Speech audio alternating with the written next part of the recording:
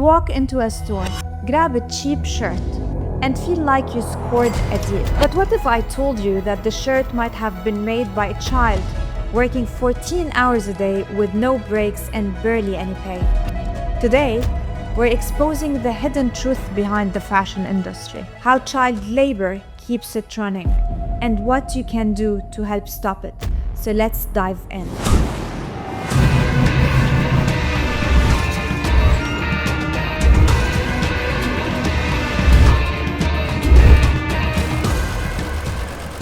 Fast fashion isn't just about cheap clothes. It's about exploitation.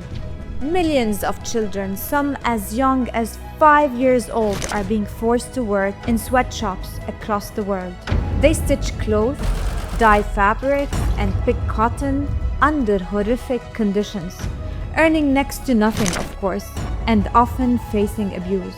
One of the sad examples is a case where factories in South Asia supplied clothes to major global brands, and behind the polished labels were children working 12-hour shifts in unsafe factories. And the worst part, many companies look the other way, hiding behind complicated supply chains to avoid accountability, of course.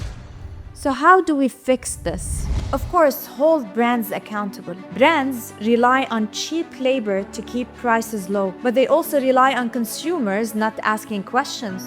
So start asking. Who made my clothes? Does this brand publish reports on labor practices? And if they are silent, it's usually a red flag. Another thing you can do, shop ethically. Make your money count. Fast fashion isn't worth the real cost. Support brands that are certified fair trade or have transparent sourcing. And if the deal seems too good to be true, it probably is. Spread awareness. Be the voice they don't have. The more we talk about this, the harder it is for companies to stay silent. Share stories, support anti-child labor movement, and demand stricter regulations. Every voice matters. Cheap clothes shouldn't come at the cost of children's lives. We have the power to change this by asking questions, demanding transparency, and supporting ethical brands. Like, share, and subscribe if this opened your eyes. And let's keep pushing for a fashion industry that values lives, not just profits.